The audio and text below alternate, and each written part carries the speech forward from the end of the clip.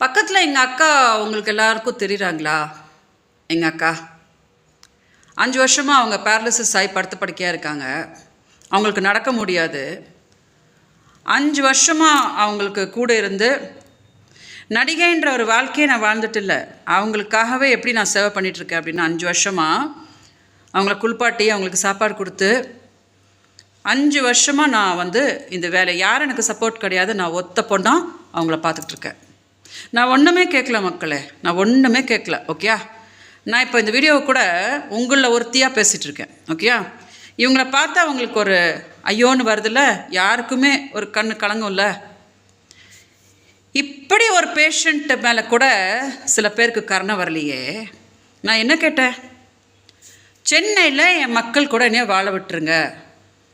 எனக்கு அப்பா அம்மா கிடையாது, அக்கா வருஷம் நான் பெங்களூரில் ரொம்ப கஷ்டப்படுறேன், சென்னையில் என்னை கொஞ்சம் வாழ விட்டுடுங்க, நான் வாழ்ந்துக்கிறேன். இவ்வளோதாங்க நான் கேட்டேன். இதுக்கு எனக்கு விபச்சாரி பட்டம் கட்டியாச்சு. விபச்சாரி பட்டம் கட்டினதுக்கு தான் நான் இப்போ வரைக்கும் கேட்டுட்ருக்கேன். எந்த விபச்சாரி இப்படி ஒரு பேரலிசிஸ் ஆன அக்கா வச்சுக்கிட்டு 5 வருஷமாக அவங்கள பார்த்துக்கிட்டு சேவை பண்ணிகிட்ருப்பா அப்படின்னு நான் கேட்டுட்ருக்கேன். ஓகே? அடுத்ததாக சொன்னாங்க, அவள் தமிழ்காரியே கிடையாது, அவள் கன்னடாக்காரி அப்படின்னாங்க.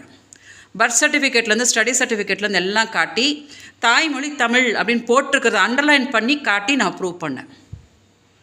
இல்லை, இதை நான் ஏன் உங்களுக்கெல்லாம் காட்டுறேன் அப்படின்னா,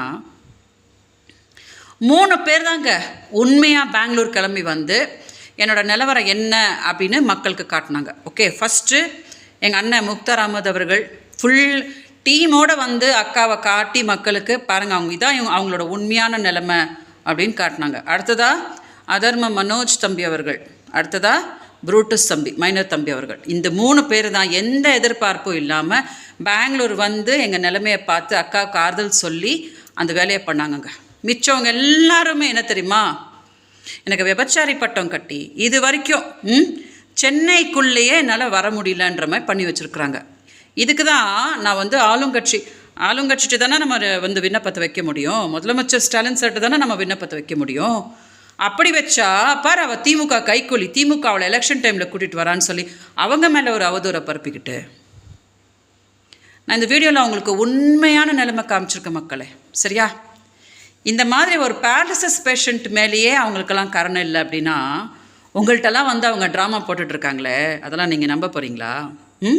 நம்பணுமா நம்பக்கூடாதா அப்படின்றது நான் உங்ககிட்ட விட்டுறேன். ஆனால் என்னோடய நிலைமையை பார்க்கும்போது நான் என்ன சொல்கிறேன் அப்படின்னு நீங்கள் நல்லா புரிஞ்சுக்குவீங்க.